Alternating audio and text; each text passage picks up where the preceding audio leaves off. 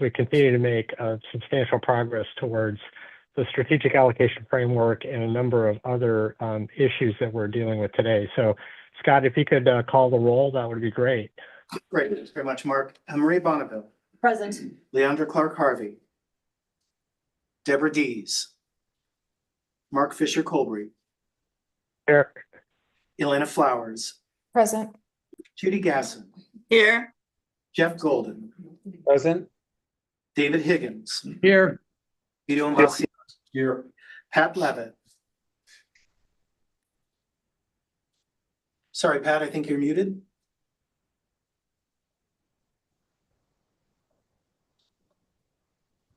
Pat? We'll come back. I can see that the mic is muted. It's still on Pat. Carolyn Meltzer? Present. Pat, I think you're there. Is your mic ready? Can you hear me? Okay, we'll figure out that. Let's see, Carolyn Meltzer. Did I call you Carolyn? You did, present. Thanks. Chris Miaskowski. Present. Marv Southard. Carol Watson. Here. Keith Yamamoto. Here. And the record will reflect that Pat Levitt is attending the meeting. Great, thanks. We have a quorum. Mark, ready to proceed? Great. Yeah, just an important data point in the consideration for what is happening here with the overall process.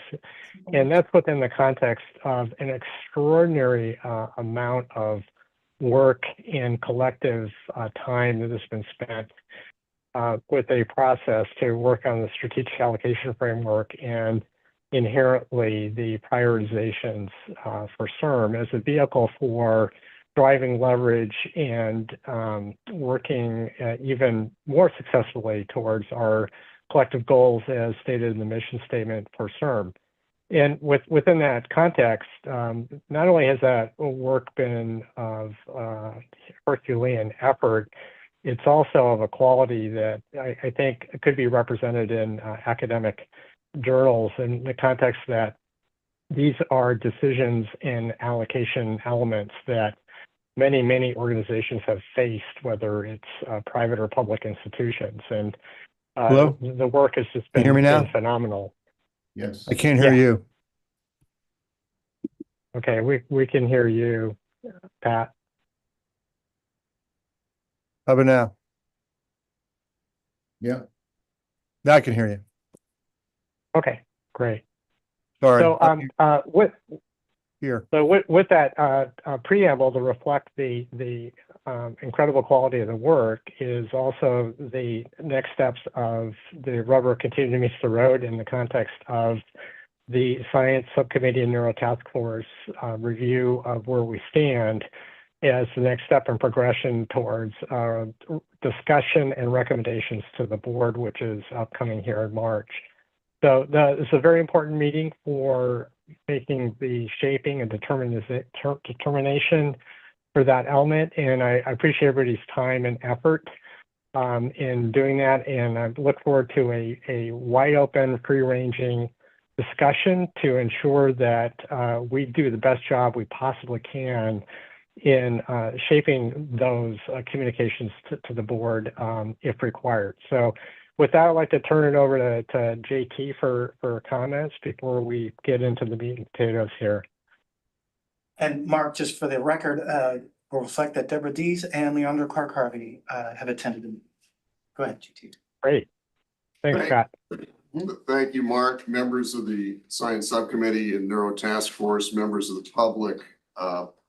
In our September meeting, when the board approved the strategic allocation framework, which is the document that set the stage for determining how we are going to deploy the balance of our Prop 14 funding, we proceeded to put together an effort that has literally involved virtually everybody at CIRM to develop concept plans for 4 of the 13 concepts that were adopted at the September board meeting. And those are the concepts which you're going to be hearing about today from a number of members of the team. My message to you is just simply that This has been an effort that was extremely substantial, as Mark has mentioned. This is something that is in addition to many other responsibilities that the members of the team already had going forward, which makes the work product, in my opinion, even that much more impressive. And I think that over the course of this discussion, you will see that there has been exhaustive thought as to how to best implement the 4 concepts that are going to be discussed, and we'll feel that at the end of this discussion that we have I would hope and believe a roadmap to proceed with implementing what will be brought not just to today, but to March's board meeting.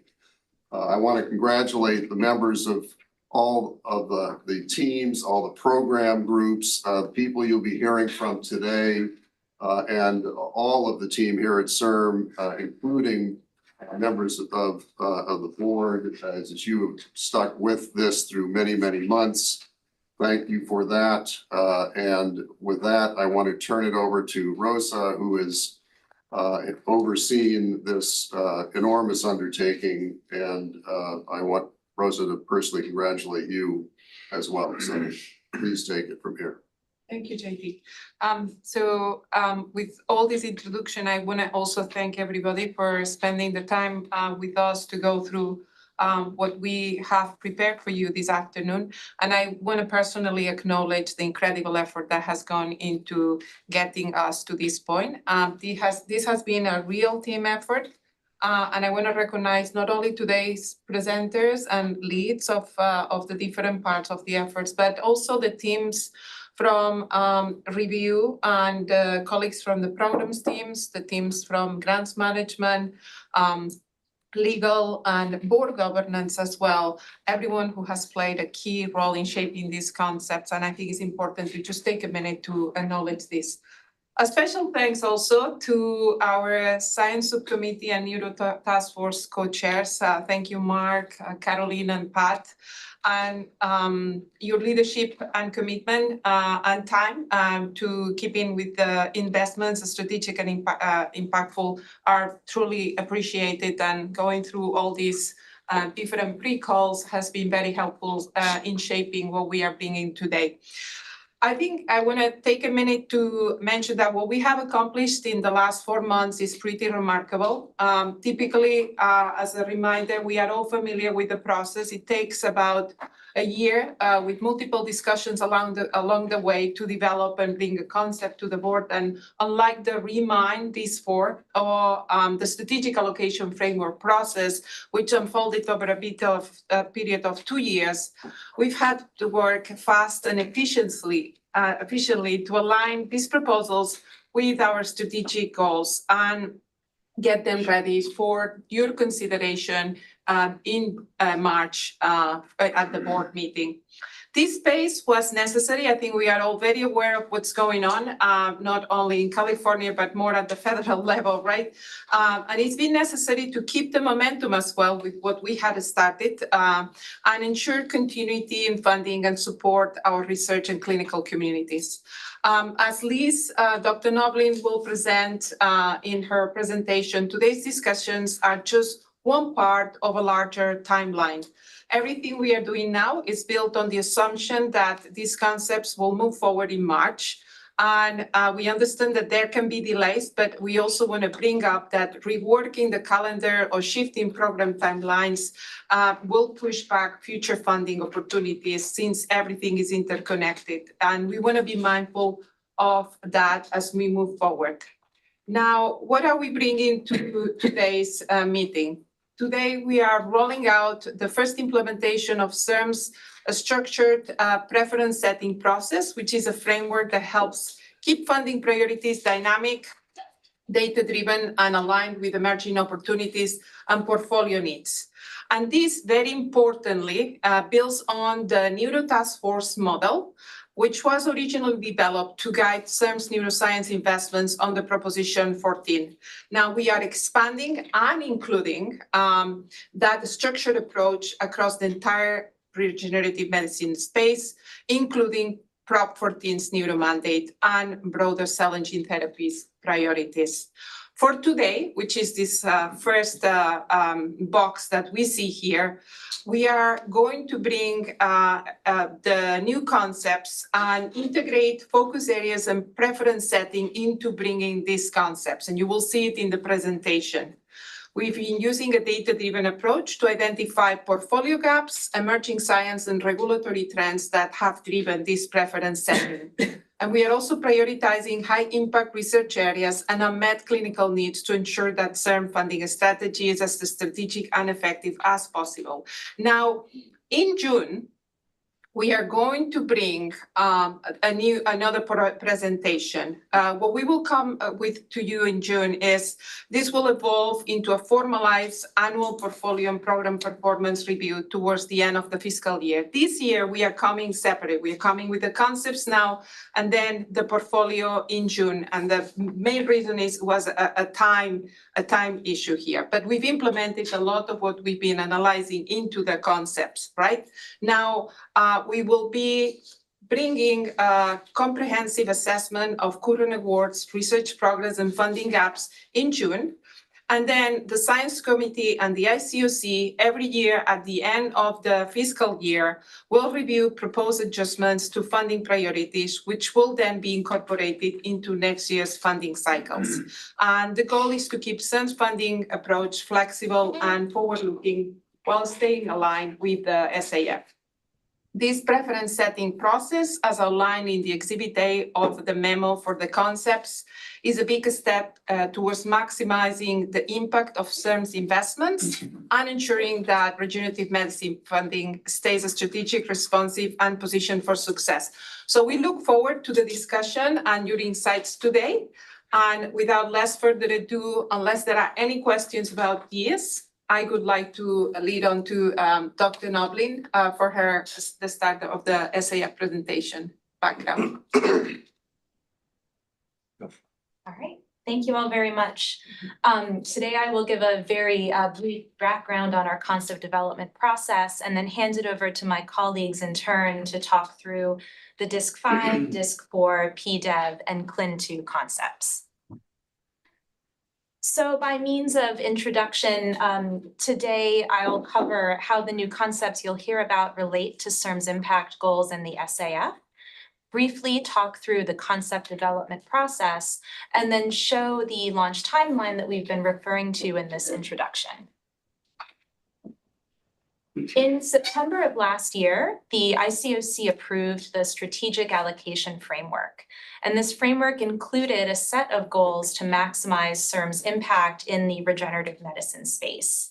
The goals were organized into 4 categories, and in addition to the impact goals themselves, the SAF included recommendations for concept development to achieve those goals. The concepts that you'll hear about today are focused on Goal 1, which is to catalyze the identification and validation of at least 4 novel targets and biomarkers, ensuring integration into preclinical or clinical research for diseases in California, as well as Goal 4, which is to propel 15 to 20 therapies targeting diseases affecting Californians to late-stage trials. And by design, the concepts that you will hear about today incorporate elements of Goal 5, which is to ensure that every BLA-ready program has a strategy for access and affordability. Following approval of the SAF at the ICOC meeting in September of last year, we've been fully focused on developing the concepts that are in this initial phase. And assuming ICOC approval at the end of March, we're also poised to open all of these funding opportunities as soon as possible for the remainder of this calendar year. And in addition to opening these funding opportunities, we would then turn our attention to the development of the next phase of concepts. And this is all concurrent with continuing to manage and evaluate the funding opportunities that remain open and our active award portfolio. So this schematic walks through our process for developing the concepts that you'll hear about today. We started with the impact goals and recommendations that emerged from the SAF, and we followed a data-driven approach incorporating both the recommendations from the SAF as well as our analysis of CIRM's portfolio and the regenerative medicine landscape to arrive at the concept designs that you will hear about today. And this portfolio analysis and landscape analysis are what informed the preferences that are incorporated into 3 out of the 4 concepts, which we will go through. Now for a very brief snapshot. The 4 concepts that you'll hear about today cover CIRM's discovery, preclinical development, as well as clinical development stages in the R&D process. On the discovery side, the 2 complementary programs, DISC-5 and DISC-4, both emphasize team science to arrive at novel discoveries in regenerative medicine, with DISC-4 having an emphasis on large teams following the Remind model and DISC-5 enabling smaller teams. PDEV is a new concept, which is a consolidation of prior funding opportunities addressing the preclinical space and aims to advance promising candidates through IND. And in PDEV, you'll hear about candidate preferences that are aligned to SAF goals. And on the clinical side, we'll have an update to our CLIN2 funding opportunity, and those updates reflect incorporating the SAF recommendations as well as preference setting. And then to close this introduction, this slide here is our snapshot of what the year ahead looks like for us, assuming ICOC approval of these 4 new concepts at the end of March. We have worked with our colleagues and are poised to open funding opportunities in Discovery, PDEV, and CLIN2 in the spring, pending ICOC approval. Liz? Yes? I'm sorry. course. Leandra Clark-Harvey has her hand. Oh, of course. Go ahead. Sorry to interrupt. I just want to make sure that I caught the name correctly. So the new PDEV, does that stand for preclinical development? Did I miss it? Did I get it right? Okay, perfect. Thank you. I appreciate that. Of course.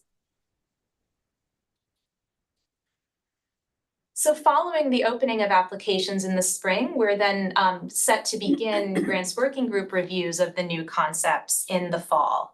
And this is concurrent with the continuation of the DISC-0 funding opportunity, which is active, and the CCCE concept, which is in development and will be going through the AAWG for board approval in March. So unless there are further questions, I will hand it over to Dr. Shepard for an overview of the DISC-5 concept. Are you ready? Yeah. I make sure there are no questions for this.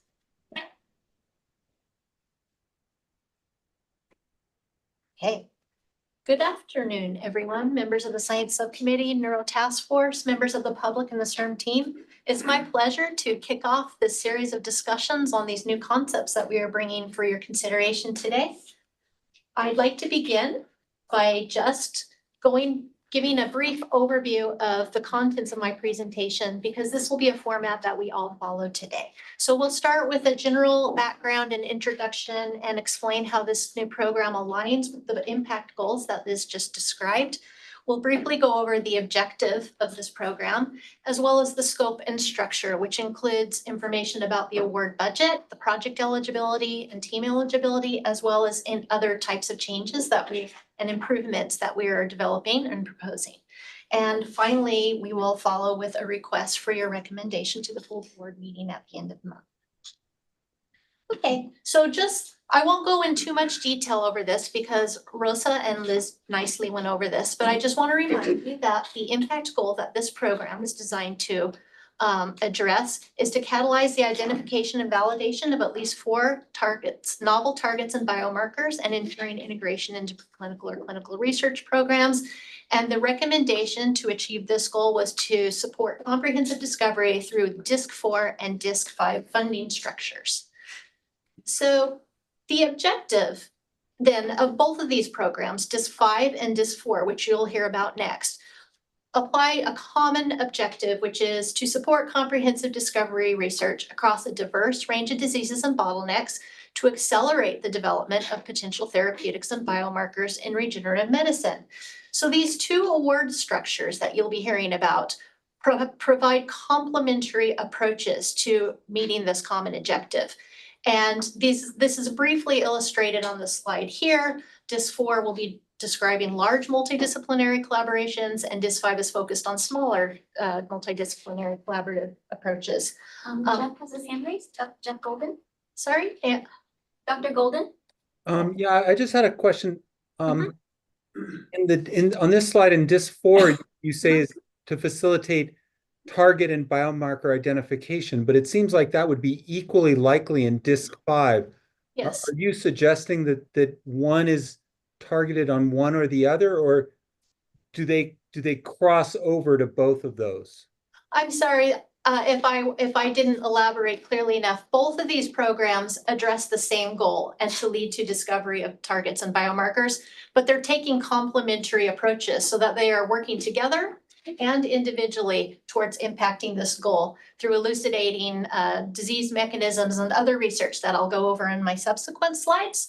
But we wanted to introduce this since there's this common objective between the two programs that you're going to be hearing about that are intended to work together. And in addition to working together, they're designed to work with infrastructure that's been developed across a broader set of programs, including our alpha clinics and our educational programs, and even some program infrastructure that's being piloted through the Remind Awards that were recently launched.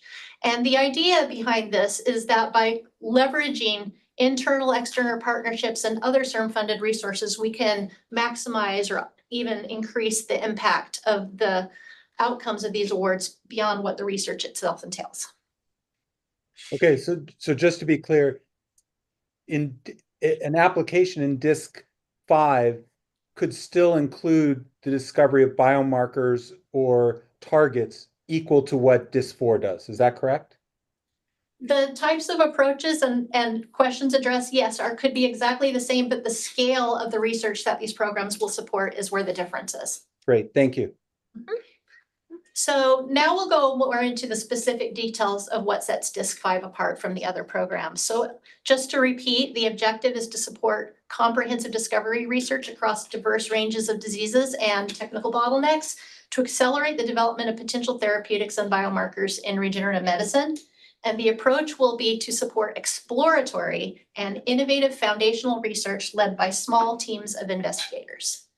So the scope of these awards is comprised in this list of expected outcomes. So all DISC-5 awards will support exploratory and innovative foundational research, but they will be led by pairs of investigators, and the idea is to achieve one or more of the following outcomes: advancing our understanding of human stem and progenitor cells as they pertain to human health and disease, advancing the use and impact of stem cells in the exploration of disease mechanisms and therapeutic target discovery, identifying biological insights to address key bottlenecks in stem cell and gene therapy and other regenerative medicine approaches, and advancing the applicability of stem cell and gene therapy and other regenerative medicine approaches to diverse human populations. So if some of this sounds a little bit familiar to you, it's not surprising, because DISC-5 is basically a response of the strategic allocation framework to build off the successful foundational DIS0 program that we've been operating for the past couple of years, but increase its effectiveness by aligning it to the new goals. So it's basically simplifying, improving, and building upon the DIS0 structure to encourage small collaborations and enhance the support for the more exploratory side of this research. So how is it different than DIS0? We're going to go into that in a little bit more detail, but it boils down to the two following things.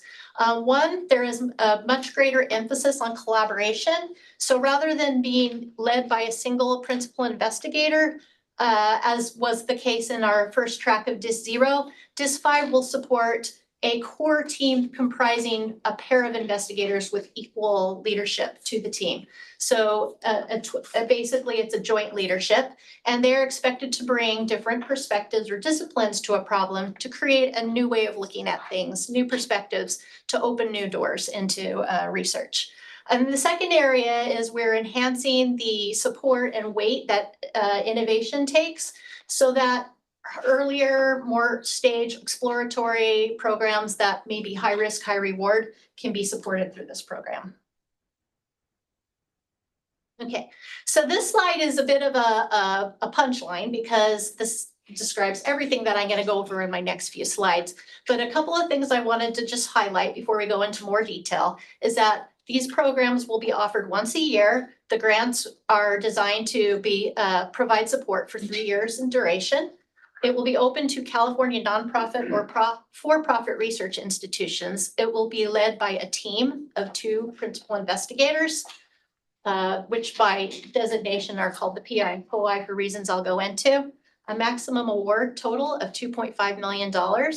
And we anticipate that an allocation of $50 million would support approximately 15 to 20 of these awards.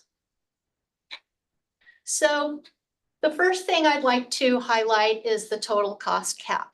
One difference between this DIS-5 program and DIS-0 is that we're offering a total award cap rather than a direct project cost cap. While the overall awarded amount is similar, by using the total cost cap, it removes a disincentive for multi-institutional collaborations. And we wanted to make that change because we want to really encourage multi-institutional collaborations through this program. In terms of project eligibility, in order for someone to apply, their project must address a key knowledge gap or research bottleneck that could lead to one or more of the expected outcomes that I highlighted earlier.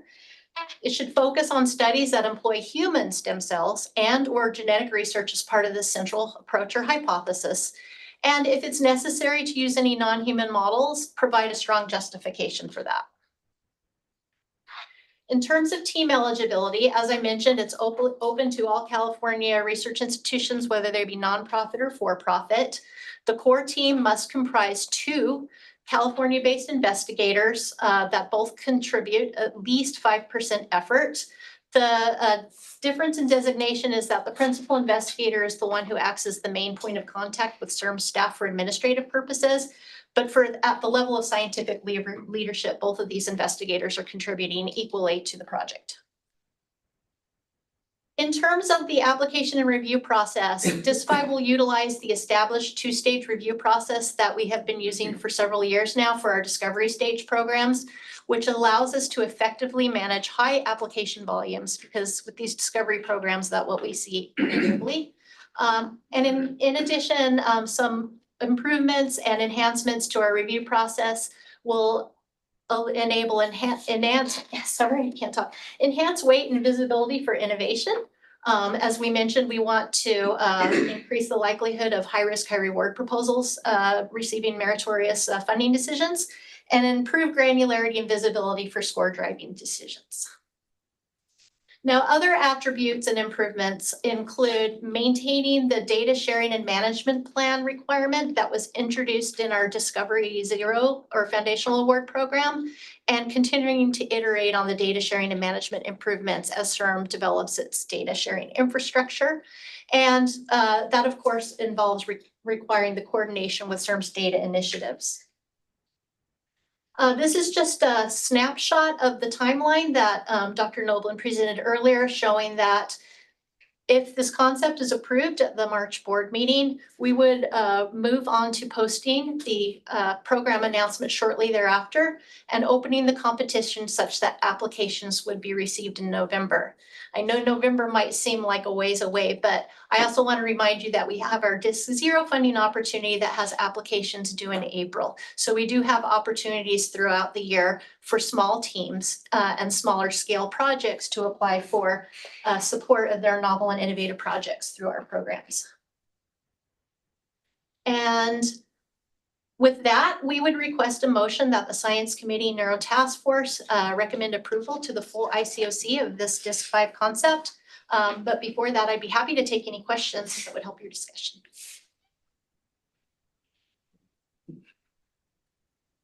So Scott, now is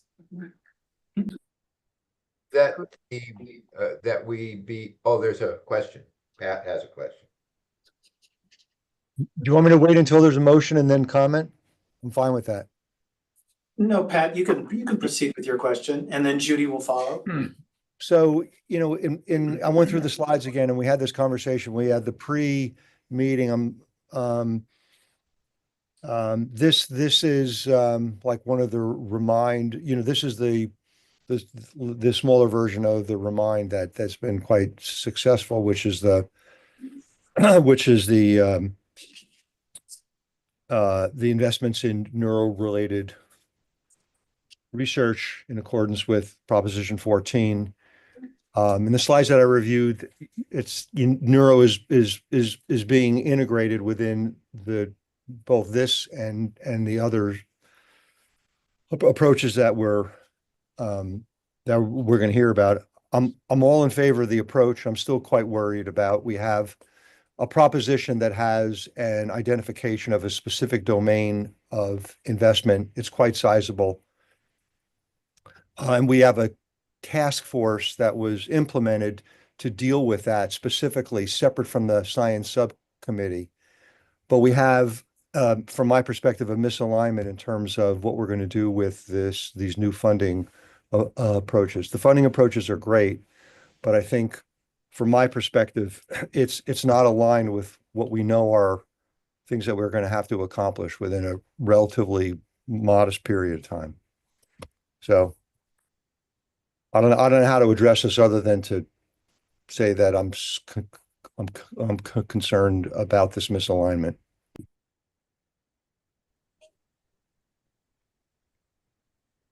Thank you, Pat. So as part of we haven't yet gone through this 4 presentation, and for this one, we are an all-encompassing scope of the applications. Now, and this is a smaller amount of money. They are in scale much smaller awards. I think that the Neuro task force discussion of preferences could have a swing into this 4. We are going to go, Dr. Tan is going to be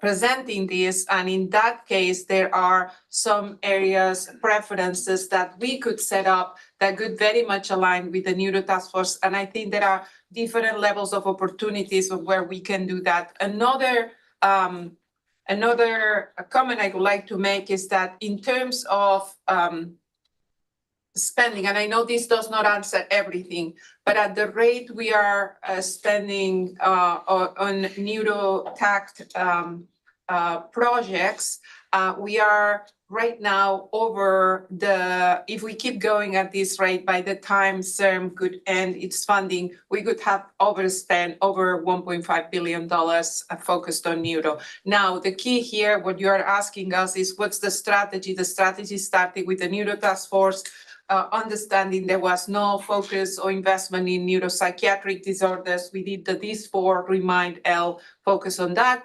And then now what we are bringing to you today using that same model is a series of programs. This one does not have a focus, but the next one has the possibility for focus. So we could have that discussion after a chance presentation, and I think that might be a place where the board and the Neuro task force decides they want to have more of a say in the focus. That's what I could suggest. Okay, if it's going to be taken up in that way, I'm fine with that. I don't want to delay anything, because I think the approaches, which are a mirror for what was done with the Remind, both the L and the Remind L and the Remind whatever the other letter is, I can't remember anymore.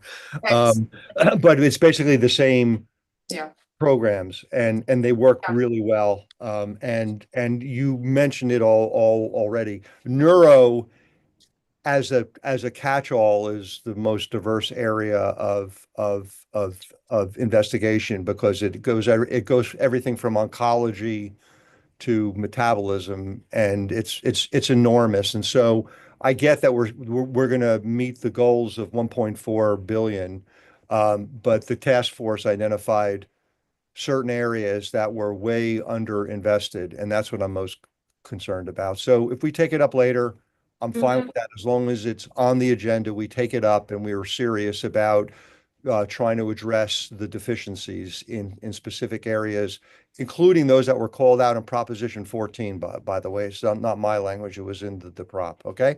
Absolutely. Thank you, Pat, for the point. One more point I forgot to mention is that part of what was started with the model of the Neuro task force has now been extended to this preference setting exercise for the purpose of this year. Because of the pressing of the time, we are presenting it in two parts. Half of it is implemented in the context of the concept presentation. The other half will come in June when we provide the formalized portfolio performance review and a comprehensive assessment of where are we with awards and what are the current gaps with versus the landscape, external landscape as well. And the board, the Neuro Task Force and Science Subcommittee will have a chance to review proposed adjustments to funding priorities, which would then be incorporated into the next cycles of our program announcements. So I think you are right on the spot as always, and we really appreciate what you are saying. And I hope that in the next presentation, there is a bit of a chance to discuss that focus. That sounds great. Thanks, Rosa. Judy Gasson. Oh, thank you very much. And I endorse what Pat just said, but I had a slightly different question. And could you, for the benefit of folks that are new to this committee or members of the public, can you remind us how the two-step review process works, please? Yes, I can. Thank you. Do we want to? Go ahead. Oh, go ahead. Go Is ahead. okay? Yeah. Okay, yes, so the way it works is that applicants will submit a full application and CIRM will receive them all. And, you know, if it exceeds a certain number, then this two-step process kicks in. And the first step is a step called positive selection. So what happens is the applications are put into a pool that are then viewed by members of the grants working group, who will go through and look at them, and they will each be given a certain number of choices to make selections. Those choices are then forwarded to the second stage of review, which is the traditional GWG review, where there's a full set of discussion and comments and critiques and scores. So applications that don't make it through that first step are deemed to be denied. They don't receive a score. But those that make it through to the second stage do receive a score and critiques that they can address if they consider applying with a similar project in a future edition of the program. There's also a step where patient advocate members of CIRM's governing board can make selections during the first phase of review, so they can add some to the pool. And the CIRM staff has a role to look through anything that wasn't selected to make sure that there isn't anything highly impactful or meritorious that might have been overlooked that might also be able to be reviewed in that pool. Is that So sufficient? with that, if we might entertain, oh, I'm sorry, Judy, you had a follow-up. Sorry, go ahead. No, Mark, I think that was there? internal here in the room. Oh, sorry about that. Any additional, if there are no additional comments or questions, we can move to the motion. We'll get a motion from the committee. Approval, Marv Southard. Second. Okay, we have a motion to approve, recommend approval to the board from Marv Southard, seconded by Maria Bond.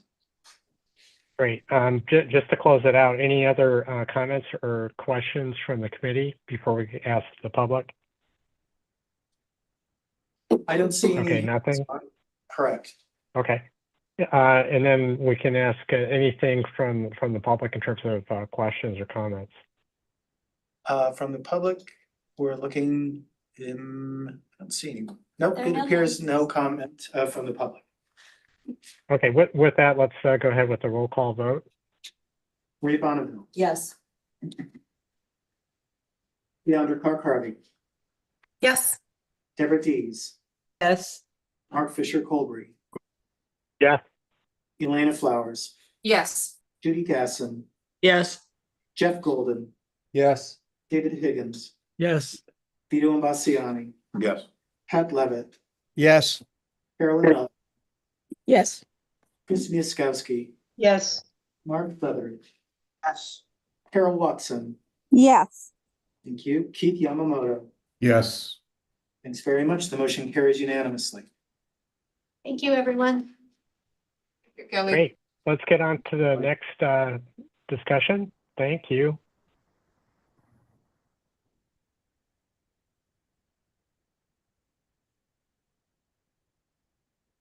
Go ahead. Yeah. Right. Hi. Thank you, Kelly, and good afternoon to members of the board. My name is Chanlik Tan, and for the next section, I will provide an outline of the amendments to the Discovery 4 concepts. Again, we will use the same outline, starting with the background to the concept, covering the high-level overview of key elements of the award structure, and we'll end with a timeline and a request for a motion to recommend. Just a quick reminder again that both discovery concepts are guided by Goal 1 and the corresponding recommendation to support comprehensive discovery research through these two funding structures. The goal is to provide scientific findings that will lay the foundation for future therapeutic development, including through future preclinical development at CIRM. As Kelly has described, we have articulated a simple common objective for both DIS4 and DIS5 based on the recommendation itself. The approach that DIS4 concepts will take is one that is complementary to what you have just heard from Kelly for DIS5. DIS4 builds on the REMIND program to support large collaborative teams that have expansive studies that integrate multiple disciplines and approaches with a focus on disease biology in order to facilitate target and biomarker identification. Once again, both discovery programs will make program infrastructure, some of which are being piloted right now with the REMIND program, including grantee meetings, data sharing infrastructure, and the potential to leverage internal and external partnerships to increase scientific impact and the potential for translation. And just to return to the focus on DIS4, the rationale behind this program and the REMIND program before this is that despite the new therapeutic platforms and modalities, sound targets based on strong biological understanding remains one of the most important bottlenecks to treatments. Largely, this is due to the complexity of disease biology. So the team and the board acknowledges that approaches that integrate evidence from multiple disciplines and complementary approaches is the key to success here. DIS4 will apply this multidisciplinary approach to the understanding of disease biology. Proposals must aim to achieve one or more of the following outcomes: better understanding of human disease biology through novel mechanistic insights, extending our understanding of disease mechanisms to diverse human populations, and ultimately identifying and validating novel therapeutic targets, strategies, and/or biomarkers. And as you've heard, DIS4 builds on the framework that we piloted through the REMIND program, specifically the REMIND-L award that had a focus on neuropsychiatric disorders such as schizophrenia and autism. And the two major changes that we envision here, going from REMIND to DIS4, is first the expansion of the scope to support not just other disease areas, but also to take a systems biology approach that has the potential to allow teams to cut across disease, traditional research silos, as well as disease indications. The second set of changes seeks to better position teams for readiness for target validation by the end of their award period, without detracting from the core focus on disease biology insights, so that new discoveries can be more rapidly translated into preclinical efforts. And this is implemented through a series of smaller changes across the program design, many of which will not be touched upon today, but would include things like the application materials, the review process, and award management. So this slide summarizes all the major elements of the award structure. Much of it is preserved from the REMIND program. In bold are the elements where the changes have been made, and we will say more about each of those in turn in a bit. Just to recap, this is a 4-year award for teams of 5 or more California-based investigators, with 1 contact PI and at least 4 co-investigators. The base budget is for $13 million in total costs, and we expect to fund 6 teams a year for an annual budget of $84 million.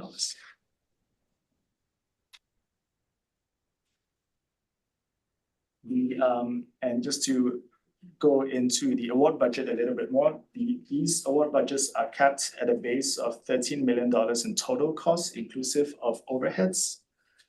In alignment with this 5, we are also moving from a direct cost cap in the Remind program to now a total cost cap to align both with discovery and across CIRM more broadly, and has the important side effects of removing disincentives for multi-institutional teams. So we get to this number by applying the same direct cost cap to Remind at $8 million and applying a 62% overhead rate, which is just above the actual average overhead rates of 60% historically. Similar to Remind, an additional $1 million in total cost can be requested with the contribution of eligible matching funds of equal or greater value.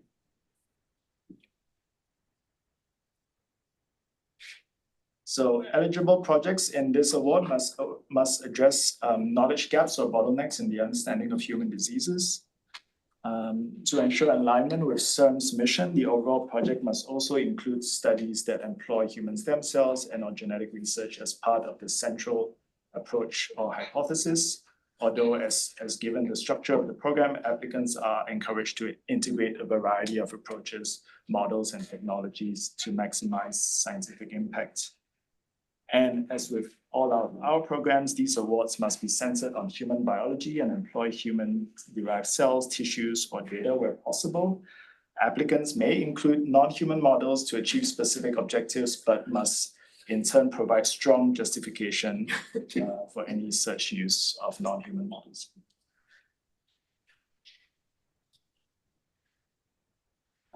The award is open to California-based nonprofit or for-profit organizations. Each team has a scientific leadership of what we call a core team with a minimum of 5 investigators, contact PI, and 4 or more co-investigators. In contrast to Remind, we are also requiring at least 1 member of the core team to come from outside of the PI institution. The broader team, which includes key persons in addition to the core team, must include 1 member with each with the relevant clinical, computational, and industry and translational expertise as well. In addition, all teams must have a data project manager that will work with CIRM to ensure data sharing and data reporting requirements are fulfilled. We have a 15% and 10% effort minimum with the investigators, and that is unchanged. So an important challenge that we face with expanding the scope from Remind, which had a narrow focus on neuropsychiatric diseases, to an opportunity that's available to researchers across all disease areas, as well as research that cuts across disease indications. This involved a balance of several factors, not least of all the potential for high application volumes and needing to ensure that review panels with sufficiently focused expertise. And more importantly, we wanted to preserve many of the key advantages and potential for impact that were present with the more focused approach. So in light of these considerations and following board member feedback, the DIS4 award will be open to all eligible applications that we've described before without restrictions in topic or disease. So that particularly exciting or impactful proposals will find a chance to be reviewed in any cycle. In addition, we propose that select research topics be prioritized each year. And this process will take the following form. Some team will present recommendations to the Science Subcommittee for funding preferences annually. And we'll give you some of those recommendations on the next slide. And this committee will then be submitting those recommendations to the ICOC for approval And those preference topics will be incorporated into the program announcement for the subsequent cycle. This will allow us to maximize the potential for synergy across teams as we had for Remind, increase the potential to leverage common external partnerships, and capitalize on opportunities in the evolving research landscape and address potential portfolio gaps as well. So for this first cycle, the team has considered a broad set of preferred topics as shown here. This is similar to, we have taken a process that is similar to the selection of neuropsychiatric diseases. I'm sorry.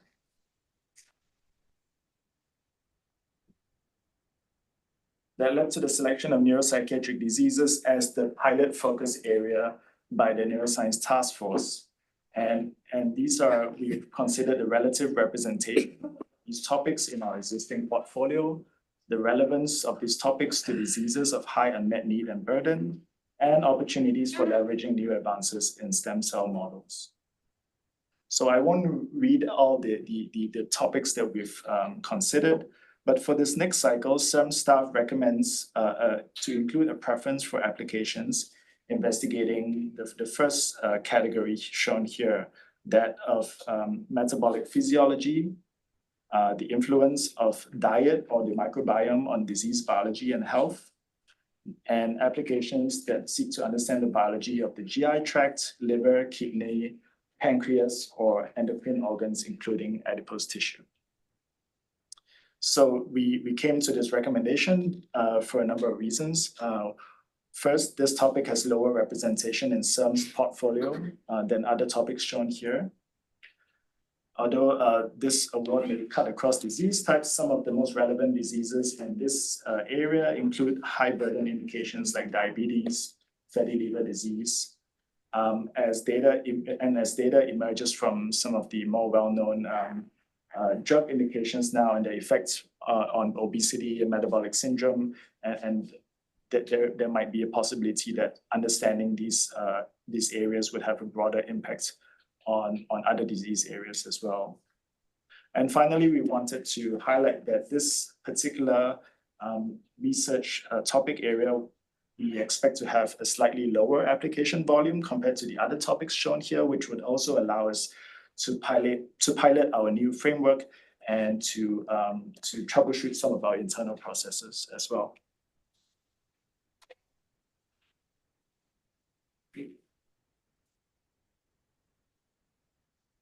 So similar to the Remind, to some programs in the past and the concepts that you will hear about later today, that this fall program will implement a pre-submission process to ensure that applications align with program scope, objectives, and help us prioritize proposals in the chosen preference topic area. This process will also reduce time burden for applicants, especially those with poor fit for this program. While the extended timeline, we hope, will also allow applicants to form new collaborations that could lead to more impactful proposals. And finally, this would also give us the flexibility to manage high application volumes and pre-plan for the appropriate review panel with the needed expertise. In addition, this fall will align with DIS5 and other CIRM programs to make changes to the scoring system, moving to a 1 to 100 numerical scoring system, and other changes in the review process that will increase the visibility of score driving decisions. We continue to require data sharing and management plan and coordination with CIRM's data initiatives. That is unchanged from what we have right now with Remind. And with the approval, we can quickly move to post the PA by early April with an expectation for pre-submissions due by late June. So I'll end with the request for motion to recommend approval to the full ICOC for this fall concept, and happy to take questions as well. Yeah, let's go ahead and get the motion on the table, and then we can move into the discussion. So with that, I'm calling for a motion in a second. A motion to approve. Second, Marv Southern. Great. Thank you. And with that, let's open up for questions and discussion.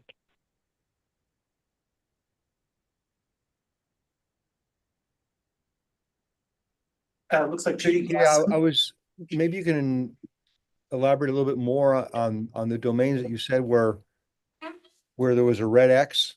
Go to the slide. Because some of the things listed there, like the GI system, I know there's been multiple grants in that area for sure. So I'm just out of that long, it was a long list. So I'm just Yeah. wondering,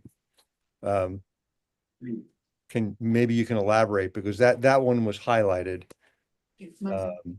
Sure. In terms of preference. Yeah, I can definitely go into that. This red dot here showing the relative representation in CIRM's portfolio actually combines multiple different numbers here. So we start with the DIS0 awards. If you sum up the awards within the DIS0 historically for this particular bucket, it comes in last out of the 5. With the brain biology and immune and blood categories being the highest, followed by cardiovascular and reproduction. If we look at active DIS2 trend and CLIN awards, this area around metabolism and gastrointestinal biology, it comes in just second to last, which is only higher than the cardiovascular bucket. In terms of total funding, historically from 2015 to 2024 across all of our programs, this particular bucket for digestive system and endocrine also comes in second to last, only slightly higher than the cardiovascular bucket as well. In terms of relevance to diseases. So it's less represented than psychiatric disorders? Psychiatric disorders, we didn't break out those numbers specifically because it's a subset of the broader neuro program. Yeah. All right. We compare actually to neurodegeneration, not neuropsychiatric in terms of the reference topics. Judy Gasson. 2 questions. The first question is in the 2-step review process. Again, if I understood you correctly, you're not submitting the full grant application for the first step. Is that correct? Yes, that's right. We probably won't go into the details of the pre-submission process here, but just on a high level, the pre-submission process will be a much smaller pre-submission proposal. Great. Okay, that's great. But my second question was the preference. So I'm wondering if it doesn't align with the preference, how would a really great, potentially transformative project be selected if it doesn't, for whatever reason, align with the current preferences? Yeah, so our thinking right now is that the preference topics will be adjudicated through the pre-submission process, and that needs to be worked out in its details, whether we have a firm quota kind of scoring and weighting system, but we will be able to balance those 2 outcomes, having those prioritization topics be well represented, but keeping the flexibility and the openness for other proposals that are not within those topics, but score highly and in terms of alignment to our objectives and scope as well. And are you envisioning that will also be done by the GWG at that point in time, or? I think I'll refer to Bill on that topic. Dr. Zambrano is actually preparing a presentation for the March 27 that will include pre-review and review processes. This process is not planned to be at the grants working group, right, Gil? But he's going to present fully on this. Correct. Yes, I'm going to provide an overview that'll help the board understand how we are aligning the review with each of these concepts and the objectives of each. And what is being described here is a process that involves as described, a pre-submission that is reviewed by the CIRM program team to determine the alignment with the program and select the ones that are best aligned to then move forward to GWG. And so essentially that's the process, the mechanism that we will use in order to assign points or make the selection so that we can make it as fair and appropriate as possible is part of what we will present in March. Great. So we'll talk more about this in March. Okay. Thank you all. Mark and then Jeff Golden. Yeah, if we can go back to the previous slide on the preferences. So, clearly the grayed out area, it would be indicative of the nearer term, preference element. Two things. One is this then a situation where there's a soft preference by sequence on the other ones, or are the next four buckets inherently just more or less random, and just using these data points to show where they're characterized, or how are we thinking about the other four elements within the framework of the fact that we're saying any applications eligible for review, this is just our preference. Yeah, thank you for that question. I think we are presenting these 5 options here. There is a slight ranking in terms of how the CIRM staff has seen which ones should rank higher, and then we ultimately came to align on metabolic physiology as our top choice. But with that choice, all other topics would still be eligible for submission. And we will come back to the board every year with new recommendations, and some of these will be reproduced in those subsequent years, and then the board can make a decision again. Yeah, and just to clarify, that was the top choice for FY 25-26, and the reason for that is because we are going to be piloting a pre-submission or pre-review process, and we think that we will be able to handle the number of pre-applications with a topic that there might not be as much demand now. Okay, I'm just gonna stop there. Okay, well, thank you. That's very helpful. And again, the lead off on the presentation with respect to the fact that even though there are indications around a preference for the next, certain time period, this is open to everything along the way, and it's not for closing off programs that could be incredibly impactful. So thank you. Exactly. Thank you. Jeff Golden. Yeah, this may be a naive question, and this is my first time participating, so I apologize for that. But how do you ensure that all these areas align with regenerative medicine, stem cell biology, and gene therapy, et cetera, stem cell therapy? Because a lot of these could be set up with things that it's just not clear to me where that fits in. And maybe that's in the kind of introduction to the disc 4, but I just haven't seen it here, and I just wonder how you put that together. Yeah, I think I would answer that by going back to the page on project eligibility, which is an eligibility requirement for all projects, regardless of the year or the preference topics. So every proposal, in order to align with our mission, must include studies that employ human stem cells and or genetic research as part of the central approach. Given our experience with Remind, that turns out to be, in almost all cases, a vast majority of the application themselves. But we do encourage them to bring in other approaches as well where necessary and impactful. Got it. Thank you. Thanks. And that was part of the whole thinking process when we came with the pilot, this for Remind L, to leverage other disciplines in order to make sure that we can answer these questions and provide more power to these studies. Pat Levitt. Yeah, so, when an RFA goes out or PA goes out, at least in my experience, investigators are quite literal about how they interpret the wording. So to me, this just feels too squishy. Like there'll be a preference, but it's not exactly clear to me what does it exactly mean? How is the wording going to be? This is not insignificant because, you know, in the initial design of this, which we saw,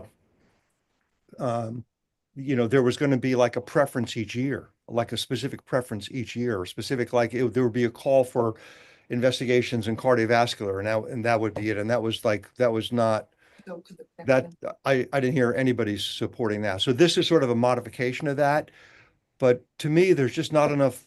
I don't understand how this is going to be adjudicated or how this is going to be described to investigators. If they read, like I could write this sentence several ways. One would be targeted to off-putting those who are not doing research in a certain area, and others would be a sentence that would reassure that there's going to be plenty of opportunity if the grant is great to be successful. That's how investigators think.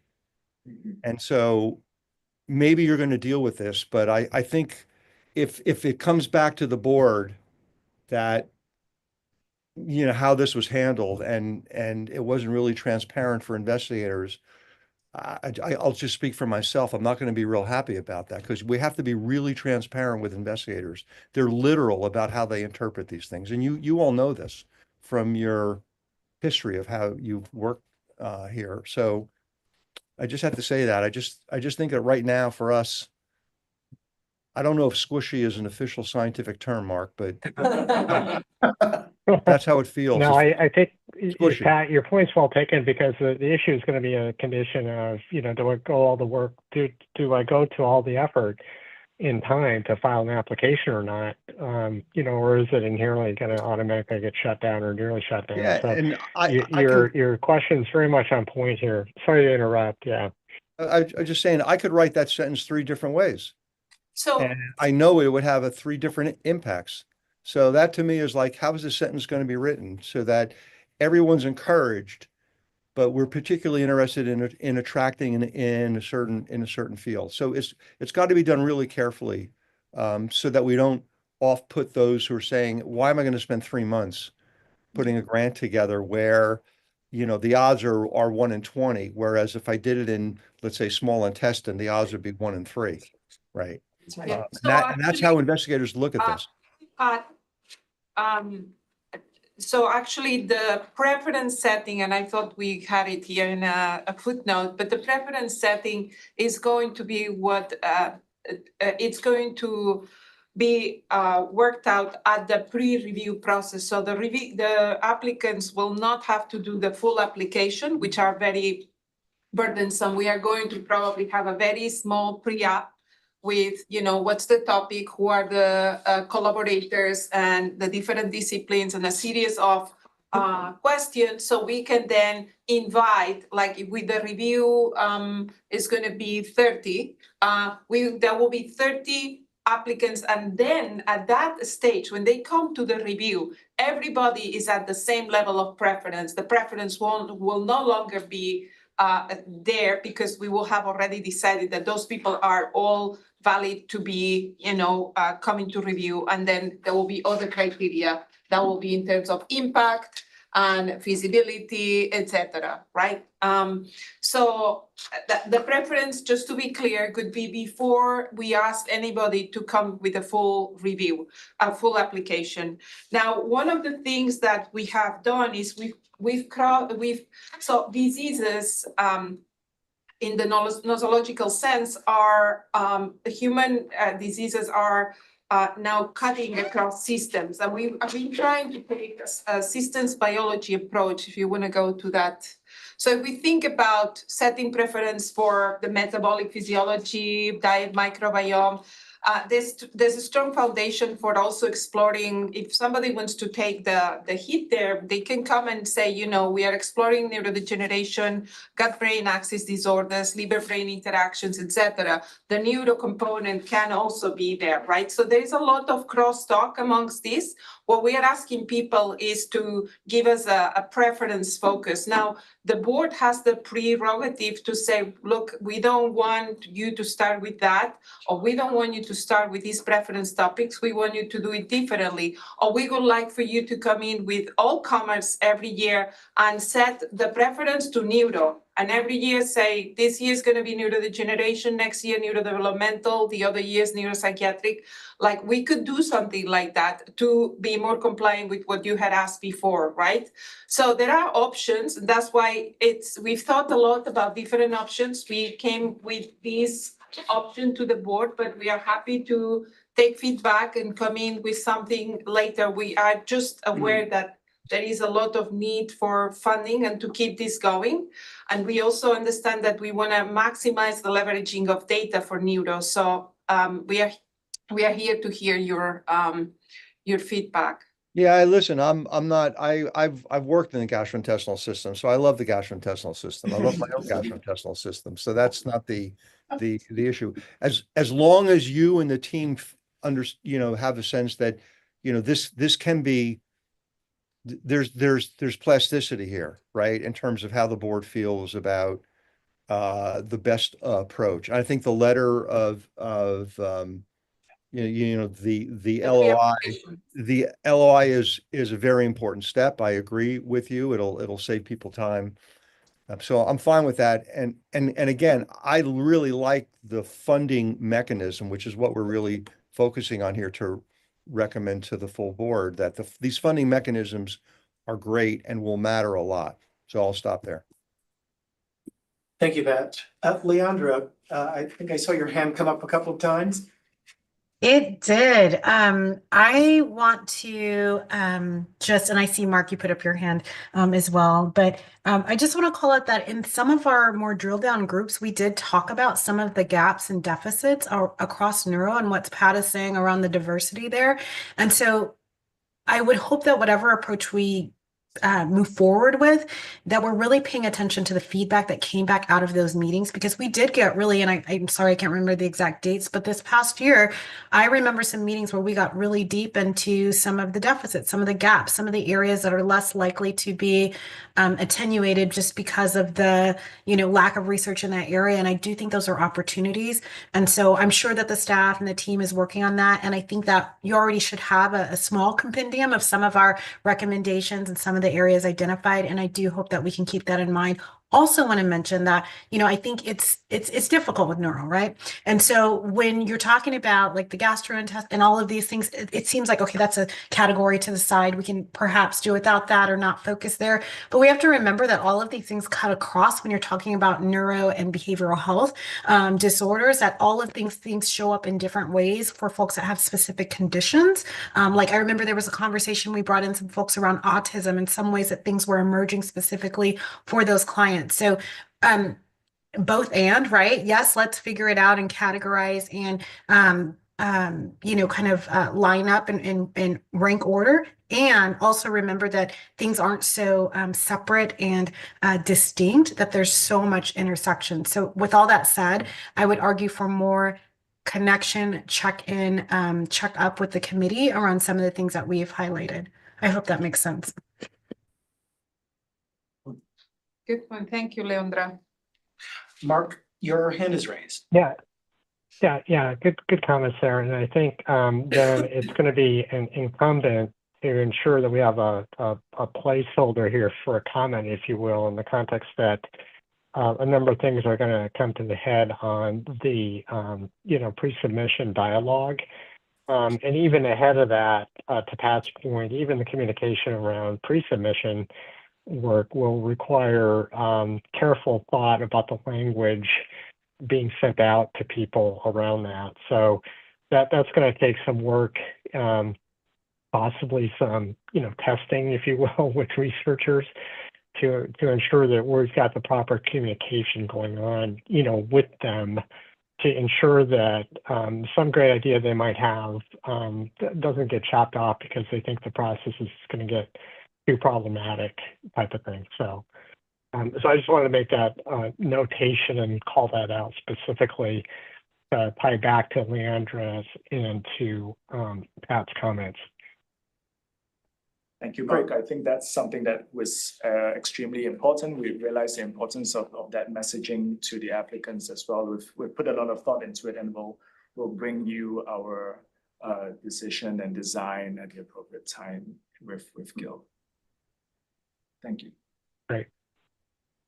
And Maria Bonneville? I just wanted to reemphasize that what we anticipate will come to the board in March, which is Gil providing a lot of the detail around how all of this gets adjudicated, internally, externally, who's responsible for what, at what point the GWG takes over, what the board is no longer sort of responsible for, and it goes internal. And I think that that's really what's missing, in order to completely, feel like all the bases are covered. And so I think that's just something really important, for us to look forward to in March. Thanks, Gil. He gave a thumbs up. Mark, I don't see any hands raised from the board. Okay. Okay, any other questions from the public or comments? Looks like there are not, Mark. Okay, well, let's proceed to a roll call vote. Great, and the motion is to recommend to the ICOC approval of the DISC-4 concept. Maria Bonneville, Yes. Leandra Clark-Harvey, Yes. Deborah Dees, Yes. Mark Fisher-Colbury, Yeah. Elena Flowers, Yes. Judy Casson, Yes. Jeff Golden, Yes. David Higgins, Yes. Vito Imbasciani, Yes. Pat Levitt, Yes. Carolyn Meltzer, Yes. Chris Miaskowski, Yes. Marv Southern. Sorry, Marv, are you still on the call? Yes. Oh, great, thank you. Came in loud and clear. Carol Watson, Yes. Keith Yamamoto, Sorry, yes. great, thank you, Keith, and motion carries unanimously. Mark? Great. Great that we got through those two approvals. Let's move on to the next topic for discussion, which I think is the preclinical development. Tammy's ready.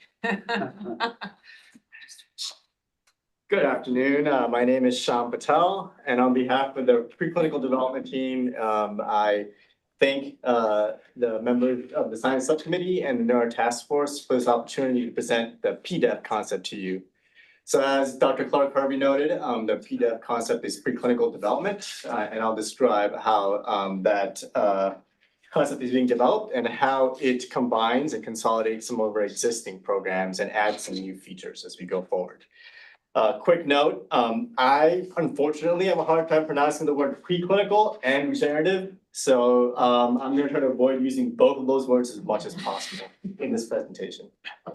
So the outline for this presentation is very similar to the other ones that you've heard so far. I'm going to spend a little bit more time on the background and the structure because this is new. But the other elements are very consistent with what you've heard so far. So first of all, this program is meant to respond to goal 4 in the SAF recommendation, which is to propel 15 to 20 therapies targeting diseases affecting Californians to late stage trials. And the recommendation that was approved by the board at that time included 2 important points. The first was to consolidate our existing preclinical development programs, to accelerate that development and rapid progression to IND. And the second was to incorporate prioritization to focus on innovative therapies for diseases that affect Californians. And I'll touch upon both of those points throughout this presentation. So before we get to the design of the program, we wanted to talk a little bit about the external landscape as well as the internal landscape that informed the design of this program. So this slide is meant to convey a singular point, which is that over the last decade, there's been a huge growth, both on the commercial side as well as on the pre-commercial side of cell and gene therapy candidates. And what this slide demonstrates is the vast number of preclinical and clinical stage cell and gene therapy candidates in development. What's worth noting here that even despite the significant overrepresentation of solid and blood cancers, both cell and gene therapies are being targeted at multiple therapeutic areas. All major therapeutic areas are represented here. And this highlights the fact that there's way more demand for funding than CIRM can potentially provide for cell and gene therapies. Despite this significant growth in the field, there is, however, a challenge on the investment side. So over the past few years, venture investment in cell and gene therapy is actually flatlined compared to biologics and small molecules. And the bar for investment in cell and gene therapy development has gotten progressively higher over the years. At this point, most of the venture investment and biopharma partnership dollars are focused on clinical stage companies and clinical stage candidates. In fact, we see this in our own portfolio, where despite over $2 billion of industry support flowing into CIRM-funded programs last year in 2024, only a small fraction of that was actually dedicated to preclinical stage companies. So with that learning in place, what that highlights is that there is still a very critical need for CIRM to accelerate cell and gene therapy development through the prototypical translational valley of death to first-in-human clinical trials. And on this slide, I'm going to highlight some of the observations we've been making over the last decade of running these programs. And so CIRM's funding programs over the last decade have had progressive but distinct funding opportunities for preclinical development. So first of all, there's candidate discovery, which is under this DIS2 program here in yellow. Upon declaring a singular candidate, the awardee would apply for a TRAN1 award, where that would support all the preclinical development activities leading up to and completion of an FDA pre-IND meeting. Upon achieving that outcome, the awardee would apply to a CLIN1 program. Here, the CLIN1 award would support them all the way to IND filing. So 3 distinct funding opportunities meant to be progressive, meant to support projects at the stage they're at, but being distinct in that nature. And so what I'm going to highlight in the next few bubbles are acceleration observations we've been making, as well as scope observations that we hope to address in the new PDEV program. So first and foremost, multiple TRAN1 awards have actually progressed to pre-IND meeting earlier than expected. This could be a few months, or it could be a couple years earlier than expected. This requires award amendments to use the remaining funding to conduct studies informed by FDA feedback. Now, this is a sign of a maturing field, and we expect this trend to continue going forward. However, after conducting that pre-IND meeting, there's only a limited number of activities that are actually allowed in the TRAN1 award based on the program. And so awardees that have conducted the pre-IND meeting and have successfully secured CLIN1 funding are often having a significant lag time from having that pre-IND meeting to the CLIN1 award start. The median time there is 16 months. On the side of scope, one of the things we want to highlight is that there could be several stage projects that might want to conduct some focused optimization of their product. This is particularly relevant in gene therapies, where they may want to optimize the guide RNA sequence, for example, or change out a promoter. In this particular instance, with that type of optimization in our current programs, they would actually have to apply first to a DISC2 award, conduct that optimization, and then apply it to TRAN1.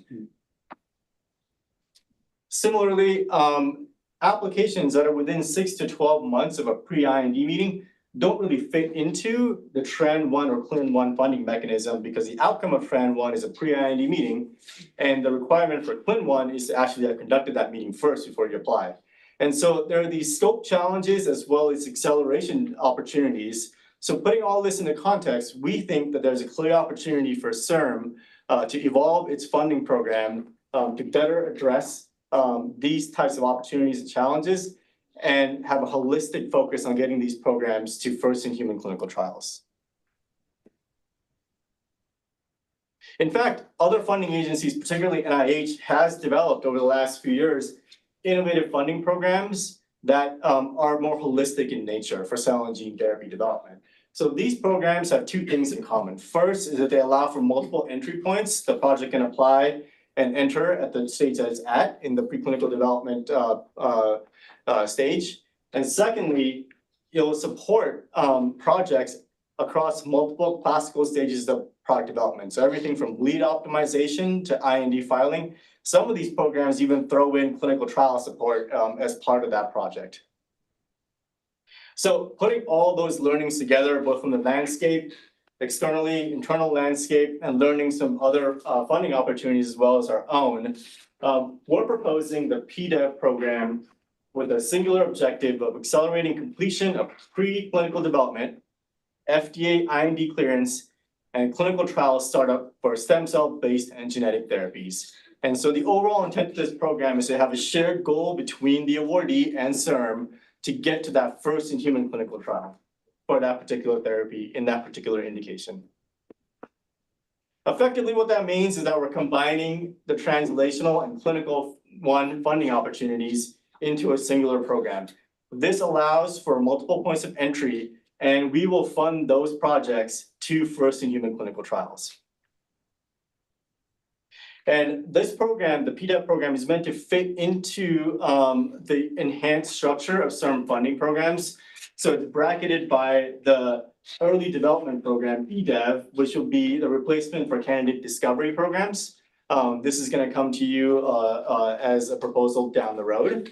And it feeds into the CLIN2 program, which is our clinical trial program, which is being proposed for enhancements that Dr. Kadak will talk about next. So I'm going to spend the next few slides talking about the consolidation structure of this new program, and then we'll get into the prioritization elements. So as I mentioned, this program combines early translational development as well as late stage IND-enabling translational development. So again, the program is designed to support critical path activities from candidate optimization to trial startup. The program comes in at the stage that it's at, and we will fund it to IND clearance and first in human clinical trial. So when we think about preclinical development, it's generally bucketed into 4 categories. There's manufacturing, non-clinical testing, clinical plan development, as well as regulatory interactions. And these 2 stages, this early sort of TRAN-like stage and the late CLIN1-like stage, are intricately linked. So during that early preclinical development stage, the project is focused on optimizing its manufacturing and analytical techniques. It's doing pilot studies on non-clinical testing, and it's developing its clinical plan. All of that is then informed by a pre-IND meeting to have a very clear defined path for conducting IND-enabling studies, for GMP manufacturing of the drug product, and of finalizing the clinical protocol, all in support of filing that IND application and getting clearance to conduct the first in human clinical trial. So by having this type of a funding structure here, we allow the awardee to appropriately and rationally design and stage these activities for that particular candidate to optimize them to get to first in human clinical trials as quickly as possible. On this slide, I'm going to describe the award structure. So in the interest of acceleration, we're proposing to have distinct funding caps and duration limits for each of these 2 stages. So as a reminder, the program can come in at the stage it's at, but if it's requesting funding for early PDEV stage, it's going to have a maximum amount of $5.5 million in total costs that it can request. And the maximum stage duration is 30 months. If it's requesting funding for late stage IND enabling, which all of them should be, the maximum stage amount would be $7.5 million total cost, and the max stage duration is 30 months. So as a recap, we could have projects that are requesting funding for both the early PDEV and late PDEV stages, or just the late PDEV stage, depending on where it's at along that spectrum of preclinical development. So putting all that together, the max award amount that CIRM can give out would be $13 million, and the max award duration under this program would be 5 years.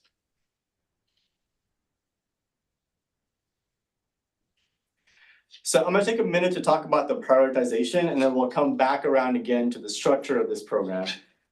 So again, as a reminder, the SAF recommendation is to incorporate prioritization of innovative therapies for diseases that affect Californians. And our intent here is similar to what you've heard in the previous 2 instances, is to incorporate a preference-based mechanism that allows us to focus the funding to the most responsive projects that CIRM receives. So I'm gonna first describe a set of guiding principles for the prioritization and the implementation plan. So the guiding principles here, we're focused on funding therapies that offer potential for transformative clinical impact, but that also address bottlenecks to patient access and affordability. We're all very aware of existing bottlenecks in the cell and gene therapy delivery system for patients, both with respect to access and affordability. And we want these programs, the next generation, to address some of those challenges. And lastly, to fund therapies that are not adequately supported by federal funding or private investment. And this is relevant because I mentioned several existing NIH or other funding agencies programs. And what I did not mention at that time was that those various programs have a limitation that CIRM has a funding model overcomes, which is that they have limited program budgets, limited award amounts, and infrequent funding cycles. So the implementation plan for the preferences is similar to what Dr. Lektan described previously for DISC-4. Here, the goal is to build a diverse portfolio of therapeutic approaches and to adapt and evolve the preferences on an annualized basis to help construct that diverse portfolio. So the priorities that we'll present to the board are informed by internal portfolio and external landscape analyses. And the intent here is to present this information and the proposed preferences to the board on an approximate fiscal year basis to help construct that diverse portfolio and to account for changes that are happening in the field. So with that in mind, for this first fiscal year for the PDEP program, we are proposing a set of preferences that are either one, responsive to Prop 14 priorities, or are responsive to the acceleration focus of the program. And so I'm going to walk through a few of these. The first three priorities here, first three preferences here are focused on modalities that can potentially address patient access and affordability barriers. So this includes pluripotent stem cell derived therapies, which could represent an abundant renewable source for cell therapies. In vivo genetic therapies, which could overcome some of the limitations of ex vivo genetic therapies by addressing those patient access and affordability barriers. And lastly, non-viral nucleic acid delivery mechanisms, which can overcome the existing limitations of viral vector delivery systems. The fourth preference, also in response to Prop 14 priority, is for diseases of the brain and CNS. The last two preferences I mentioned are responsive to the acceleration focus. So the preference for DISC-2 and TRAN-1 awards that are progressing from our portfolio. And lastly, a preference for programs that are informed by FDA interactions, whether they be an Interact meeting or a pre-IND meeting. These preferences would be factored in during the pre-submission process, very similar to what the process is just similar to what DISC-4 has in mind. And they could also be factored in during the ARS review by the board. So I'm going to spend the next few slides walking through some of the standard features of this program, as well as some of the new features. So on this slide, I'm going to point out a couple of things. So first of all, the PDEP program will be offered twice a year. It will be limited to California applicants only, so nonprofit or for-profit applicants that are based in California and meet a definition of California organization. There will be a co-funding requirement for for-profits and partnered nonprofits. This is identical to the existing TRAN-1 and CLIN-1 co-funding requirements. We have ran some estimated projections to estimate a pipeline that would respond to the SAF goal 4. And based on that, for the first fiscal year, requesting a program budget of $160 million. Depending on the nature of the awards that come in, whether they're asking for both stages of development or just a late stage, the number of awards that can be funded are 12 to 21 per year with that fiscal year budget.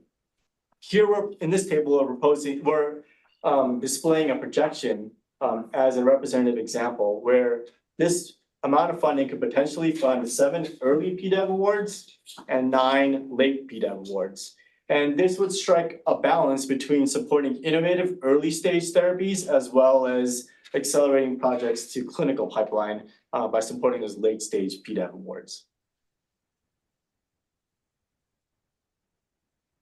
As you're aware, every applicant has to meet certain eligibility requirements. For the PDEV program, these eligibility requirements are largely similar to the existing Tran 1 and CLIN 1 program requirements. So for example, this includes candidate readiness requirement, PI and project manager minimum effort requirements, the ability to demonstrate the co-funding at the time of application, and to demonstrate the ability to reach the expected outcome, which is IND submission and clearance. So on the next couple of slides, I'll define some of the new features and modified features of this program compared to our existing programs. So as Dr. Legtan mentioned, this program will incorporate a pre-submission process. And this is meant to manage the high application volumes. It's also meant to reduce the burden for applicants because they're submitting a pre-submission on which CIRM is implementing its program preferences. And this also allows CIRM to pre-plan the grants working group composition and have a more robust scientific review when those applications come in and are reviewed by the GWG. Speaking of the GWG review, this program will adopt the 1 to 100 numerical scoring system for GWG, and this is aligned across all CIRM programs. And that sort of a range of scoring improves granularity and visibility for score-driving decisions. So this slide would highlight some of the requirements that are meant to broadly support and reduce bottlenecks to development of cell and gene therapies, as well as to aim for planning for commercialization. So first and foremost, as you all know, cell and gene therapies development needs to focus very early on access and affordability and market access. And so we will be requiring stage-appropriate market access planning activities across both the PDEV and CLIN 2 programs, with a particular focus on access and affordability planning.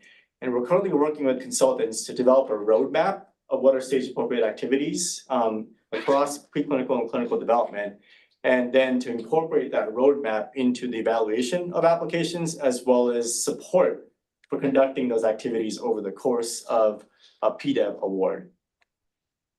This program will also incorporate the data sharing and management plan requirements in coordination with CIRM's overarching data initiatives. And the last point here is a top priority for the PDEV team. We want to be able to require and facilitate pre-competitive sharing between our PDEV awardees, effectively creating a knowledge network of our PDEV awardees where they can share best practices for regulatory interactions, for study designs, for assay development, all with the aim of helping all the programs advance to first-in-human clinical trials. And in the spirit of advancing all projects, we are also making some enhancements to our award management practices.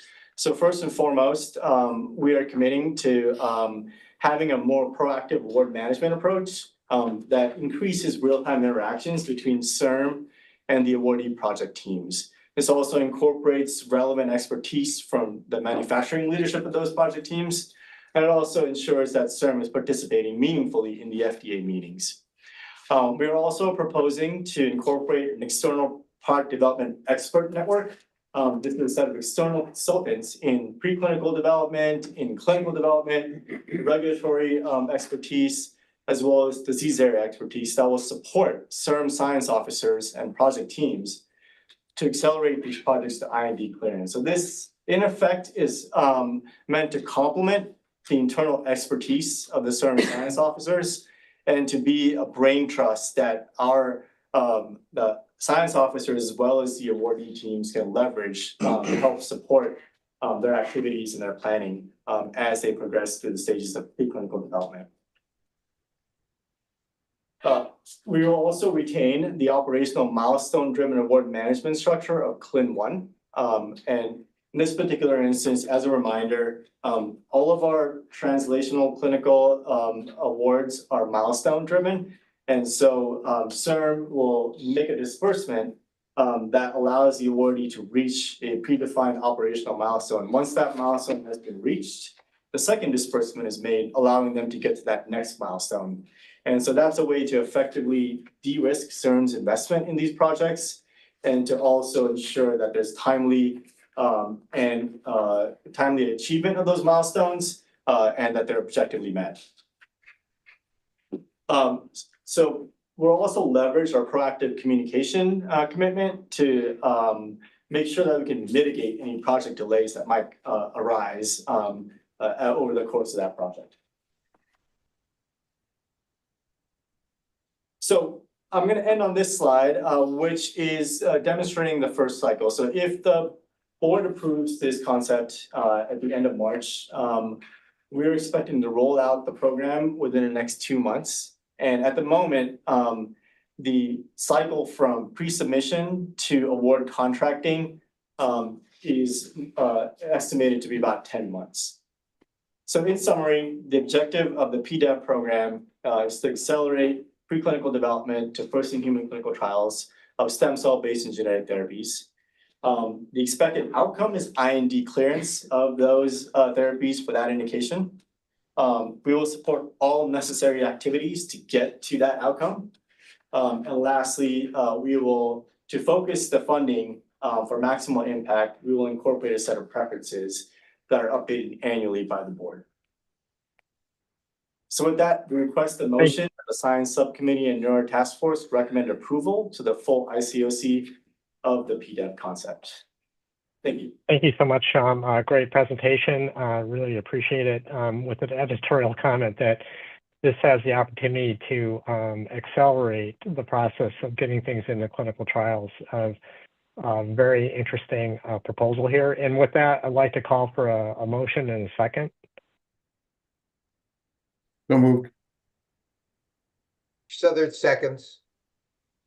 Thank you. And let's open up for discussion and questions by the committees.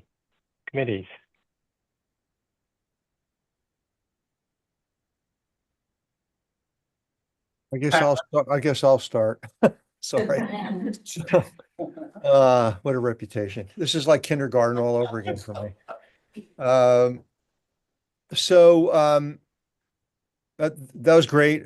I love the concept. I think you're right. It's going to really speed things up in a big way. The sharing component, which you sort of you mentioned, how do you think that's going to work? Because, let's say, I don't know, let's say Jeff Golden discovers through his research this amazing assay that, costs $1 instead of $1,000, and they're in the process of using it for some screening of some sort, and then put it into a progress report to you all. Is that, how is the sharing going to occur? He hasn't filed with his tech transfer yet because he's lazy.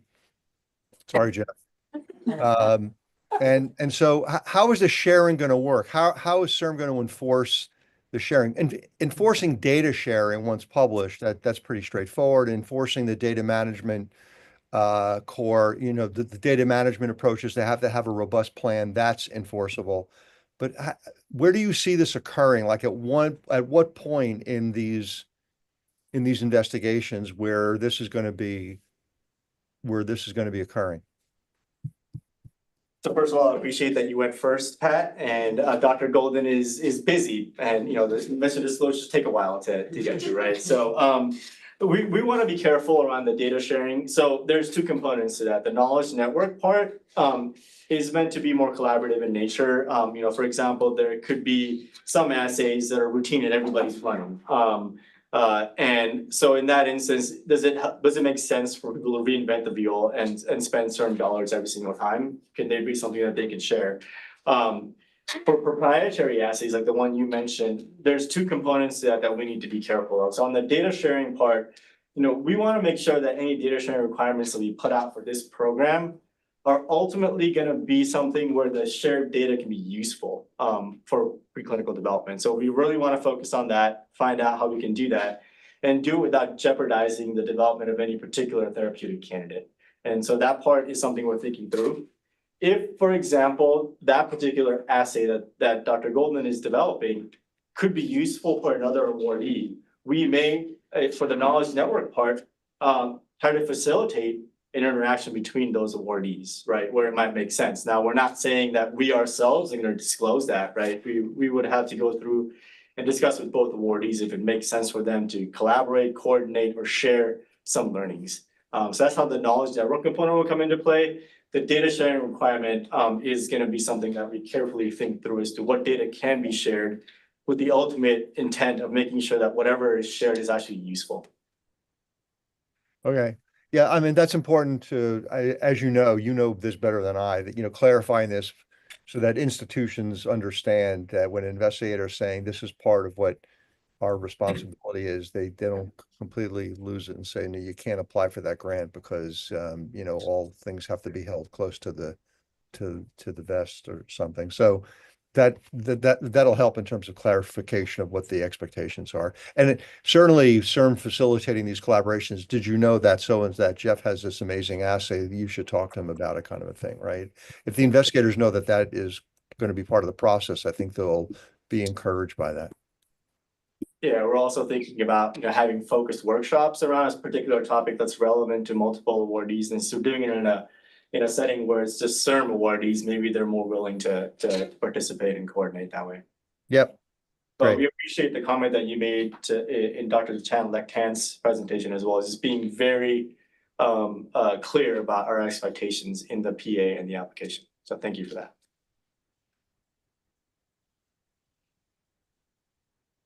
Not seeing any other hands at the moment, Mark.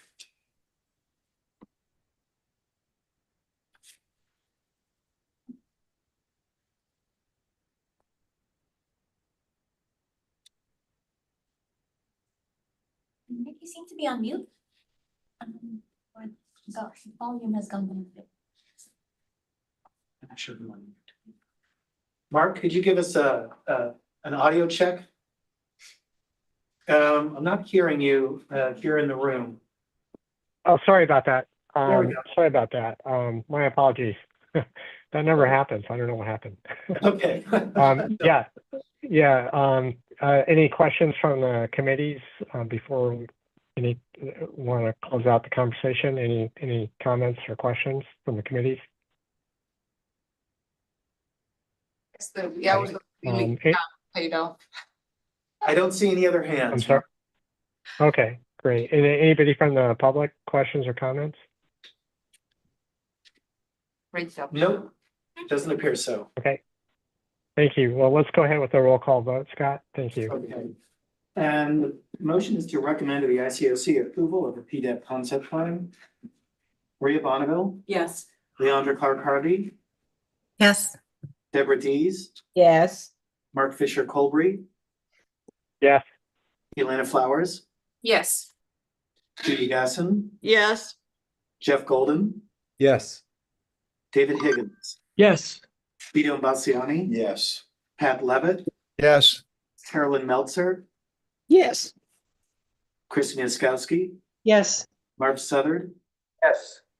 Carol Watson, Yes. Keith Yamamoto. Yes. Thank you very much, Mark. The motion carried unanimously. Thank you. Thank you, Great. Sean, so much. Thank you. Yeah. Great job. That was a great job. Thanks, Excellent. Sean. That's a lot to go through. So let's proceed. We're in the home stretch now, Mark. Time for dessert. Figure out how to use this. And we're just setting up here. Sure. Am I doing wrong? Let's see. Stand by. We're just getting the presentation computer set up. No problem. Okay, good afternoon, members of the board and colleagues and members of the public. My name is Lisa Kadike. I'm a member of the clinical development team at CIRM. And I'm here to present to you proposed updates to the CLIN2 concept. CLIN2 is our funding opportunity for clinical trials stage awards. And my presentation is going to follow the same outline that you've seen for the previous concept presentations. So again, the CLIN2 update is again responsive to goal 4 of the SAF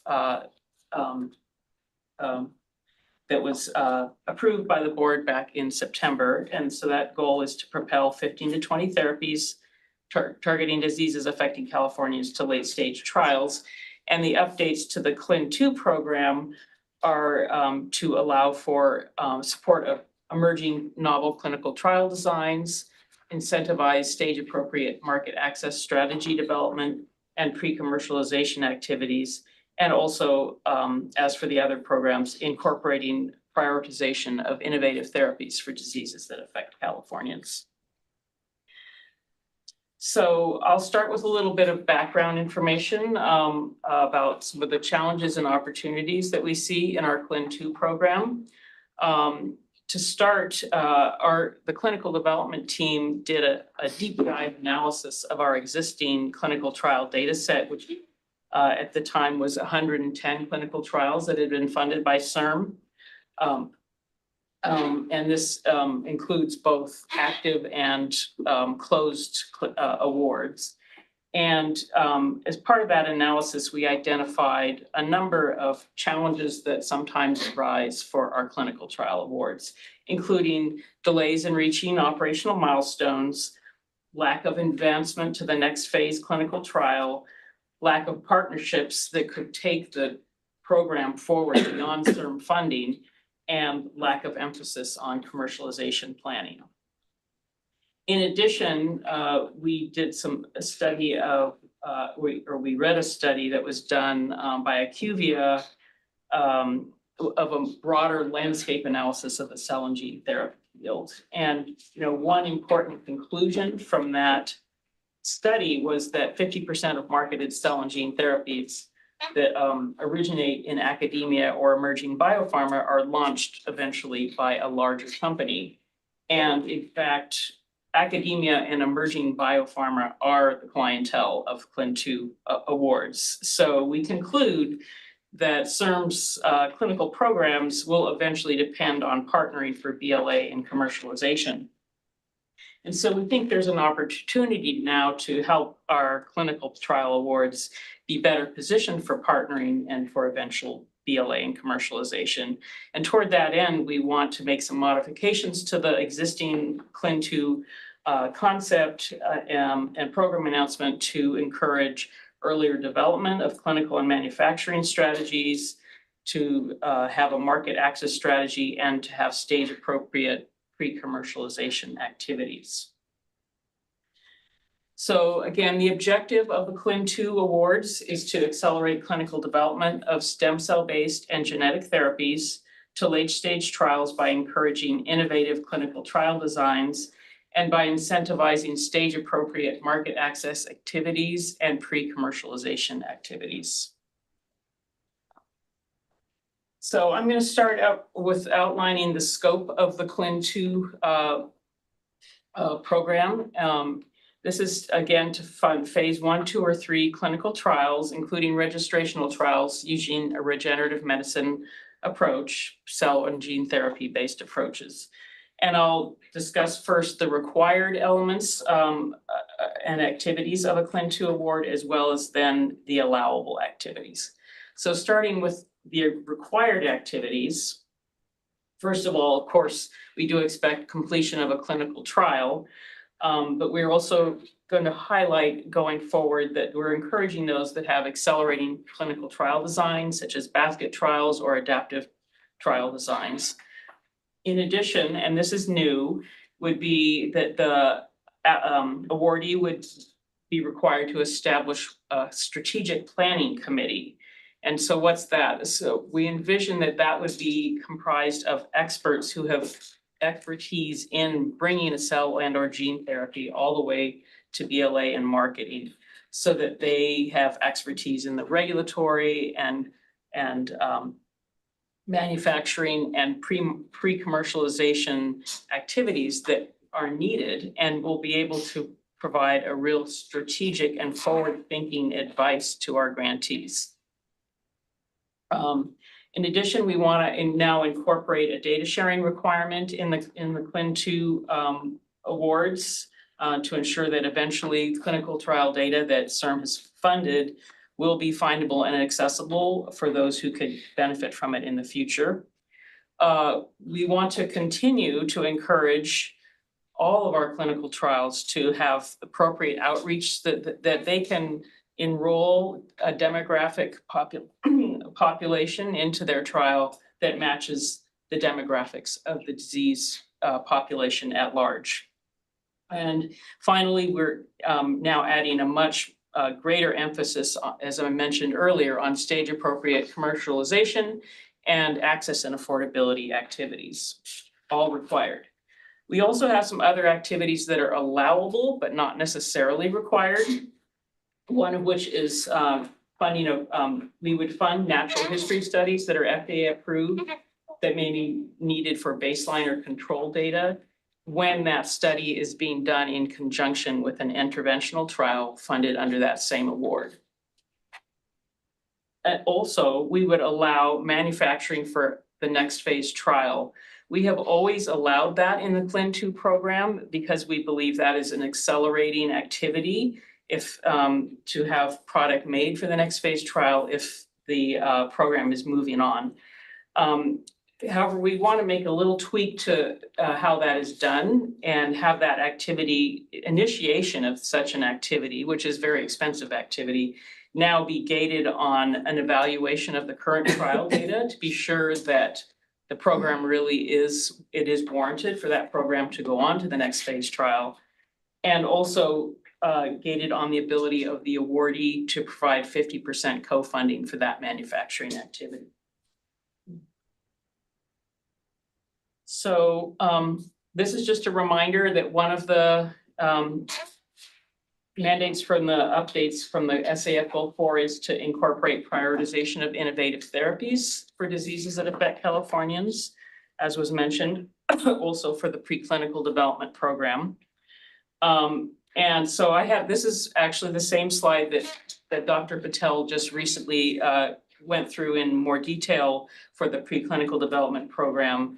We had the same guiding principles and an implementation plan for identifying preferences that could be used going forward for the clinical program. And we wanted this to be very much in alignment with the preclinical development program. So on the next slide, I'll show you the preferences that we propose for CLIN2. And you'll see here that actually the top half of the table is identical to top half of the preclinical development preferences recommendations that Dr. Patel went through. So the first three lines are preferred therapeutic modalities that we think can address patient access and affordability barriers. And the fourth line is prioritizing diseases of the brain and CNS, which of course is a Prop 14 priority. In addition, down in the bottom half of the table in bold are other preferences that we want to propose to be specific to the CLIN2 award mechanism. The first being that we would give preference to applicants who are California-based organizations, since of course this is a California taxpayer-funded initiative. In addition, we would give preferences to pipeline IND enabling stage or previous earlier state clinical trial stage awards. We would give preference to programs that have already received RMAT or FDA designations from the FDA, which are accelerating towards BLA because you get greater FDA access with those designations. And finally, we would give preference to any applicant who's proposing a pivotal trial. And these are all objective preferences that could be used either during the pre-review process or in the application review subcommittee of the board. Okay, so just to move on to the structure of the CLIN2 program. This program is actually, structure is almost identical to what was before. So I've just highlighted in bold a couple of differences that I want to highlight today. The first is in the first line, which is the recurrence. We're proposing that this opportunity be offered quarterly instead of monthly as it was previously. And we also want to change the co-funding requirements for later phase trials, phase 2 or beyond, to 50%, where they previously were 40%. And this is in line with our goal to really incentivize investment from partners for programs that really look promising to go to all the way to BLA. We are going to propose a budget of $135 million for the first fiscal year, 25-26. And this was proposed because we feel like it can encompass a variety of different scenarios. As you can see, we have different funding caps for the different phase of trials. If we had all late-stage trials at one extreme, we could fund up to 9 later phase trials at $15 million each. However, we do know that historically, CIRM has funded 80% of the trials that we fund are first in human. So those have lower project caps. So when you factor that into account, we expect we'll have a mixture of early and late stage trials. And we think that we could probably easily meet or even surpass our historical average number of clinical trials per year, which is on the footnote down here has been 13 trials funded per year in the past 3 years. So here's a slide describing the eligibility requirements for the CLIN2 program. Again, there are not that many changes from what we've had historically. And I just want to highlight a couple that are again shown in bold font here. The first one is in the category of candidate readiness. Currently, we require that in order to submit an application, a CLIN2 application to CIRM, the applicant must have already received IND clearance from the FDA. And we want to maintain that requirement for any new programs to CIRM.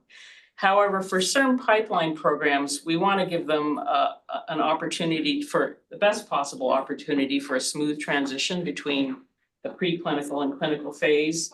And so if there is a CLIN2 application deadline coming up, we would allow them to submit to that opportunity once they have an IND submitted to the FDA, but we would not require that they've already received FDA clearance at the time of application.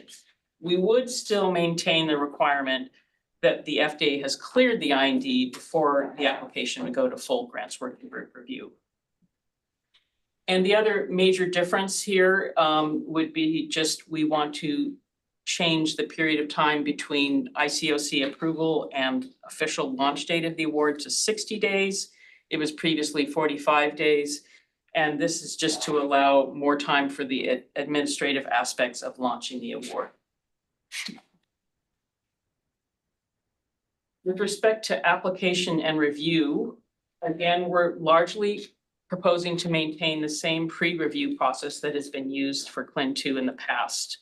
There, after application submission, there is a process of checking for meeting all the eligibility requirements. In addition, we now want to add a step where we would check for completeness of the application using an objective checklist to make sure that all the required components are really there. And especially, we want to focus on some of the newer components of the application, including patient access and commercialization components.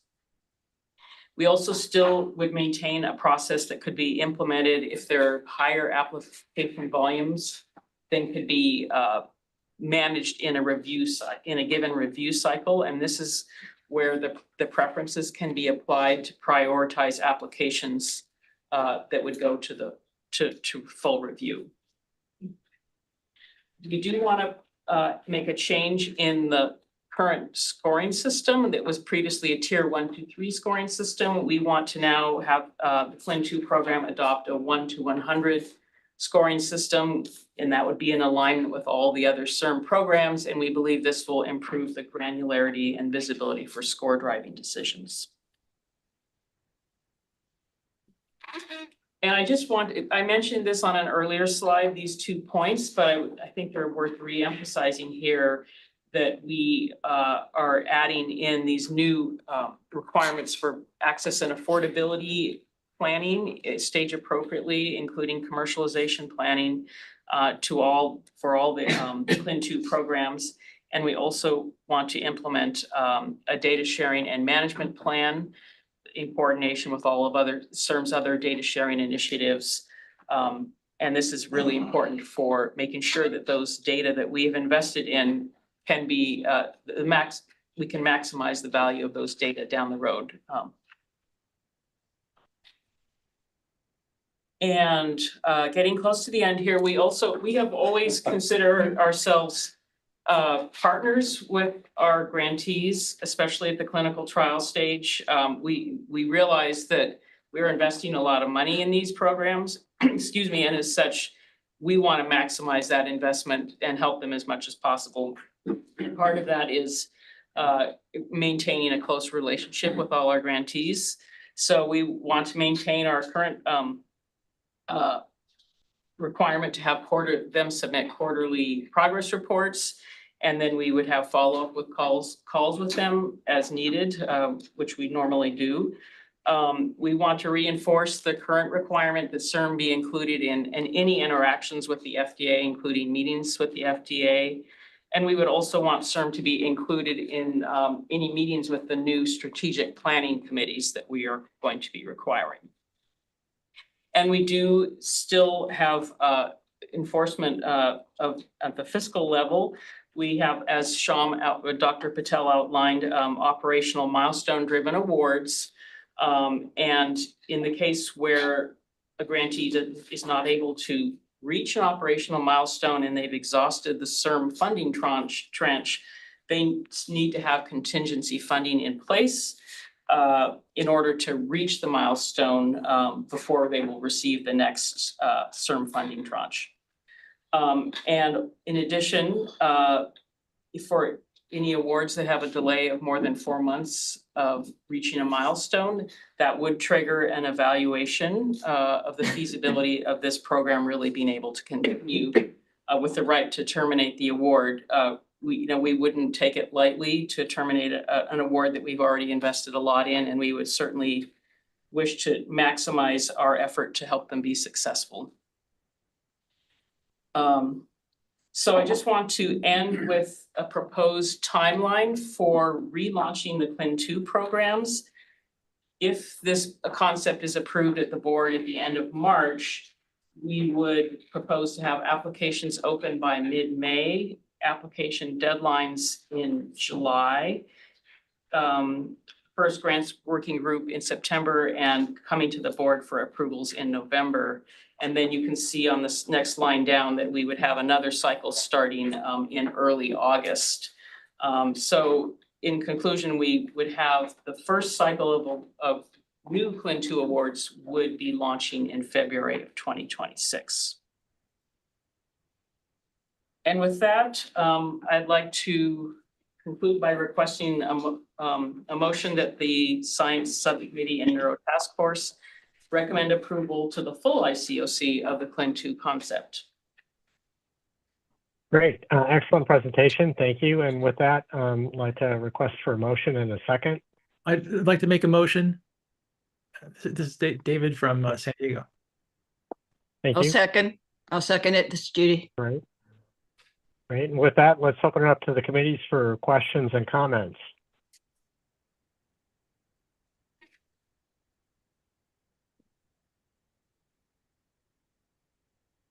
Don't see any hands at the moment.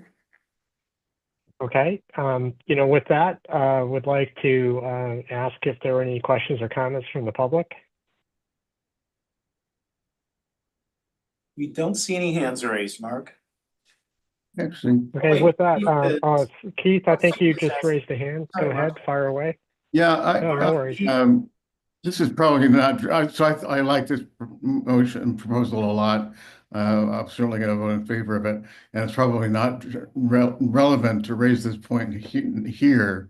Better to wait for Gil's presentation of the next board meeting. But I really do feel obligated to go on record opposing this notion of a 1 through 100 scoring system. I know that it is so in disclosure, I was behind the move the NIH away 25 years ago, away from the 1 through 100 scale. I know that it presents the illusion of granularity that rationalizes these funding decisions. But you know, I think we should all be aware that it's an illusion, that no single reviewer can really distinguish between a 26 and a 27. And certainly no group of reviewers who individually evaluate things differently are going to be able to rationalize the difference between 26 and 27 when the scores get averaged.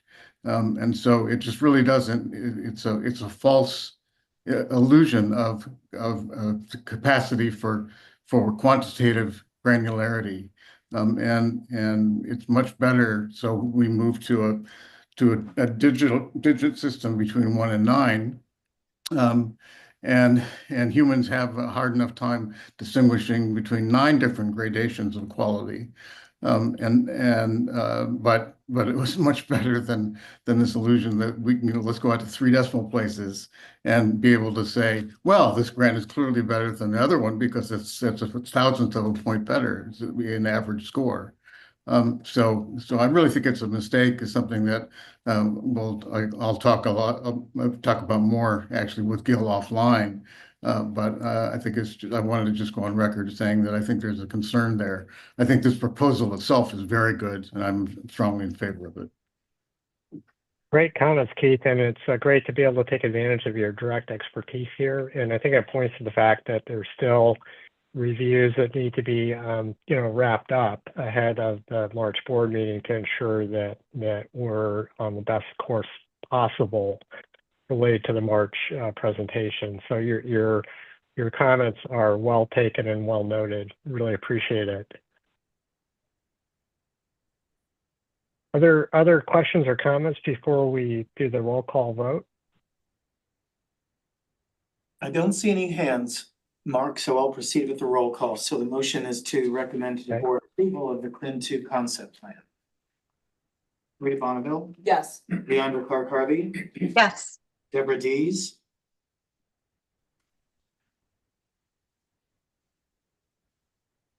Mark Fisher-Colbury? Yes. Elena Flowers? Yes. Judy Gasson? Yes. Jeff Golden? Yes. David Higgins? Yes. Vito Bassiani? Yes. Carolyn Meltzer? Yes. Chris Miaskowski? Yes. Marv Southern?